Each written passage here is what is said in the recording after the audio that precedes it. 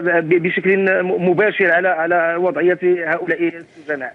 طيب، من خلال المعطيات المتوفرة نعم سيد محمد، من خلال المعطيات المتوفرة هي أمور خطيرة تحدث عنها هؤلاء في بيانهم: تعذيب ممنهج، محاولات اغتصاب وسب الذات الإلهية وغيرها.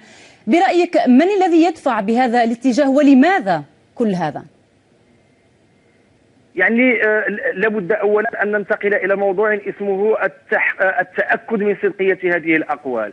أنا كنت دفاع أحد المتهمين في خلايا السلفية الجهادية، ووقفت على معطيات تم التصريح بها أثناء المحكمة، يعني مذهلة جدا ومخجلة جدا، وعلى رأسها الادعاء بالتعرض للتعذيب والتعرض لمحاولات الاغتصاب والسب والتقليل والإذلال وتمريغ الأنف في التراب إن قلنا يعني.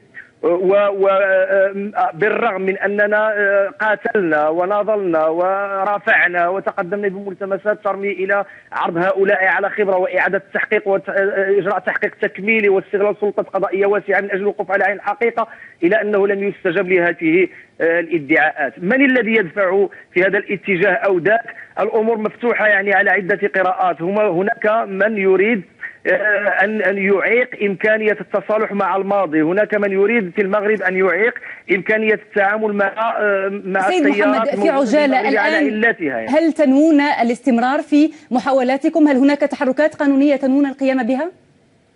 نعم، نحن نتحرك في إطار الائتلاف لمناهضة التعذيب من أجل مطالبة الوزير الأول السيد بن كيران من أجل إصدار تعليمات فورية لمندوبية السجون من أجل فتح أبوابها أمام المنظمات الحقوقية. شكرا جزيلا. أيضا من أجل استدعاء المقرر الخاص للجنة حقوق الإنسان على الصعيد الدولي من أجل زيارة هذه السجون، وعلى رأسها سجن تمارا. شكرا جزيلا لك محمد حداش، المحامي والناشط الحقوقي، كنت معنا من الرباط. شكرا لك.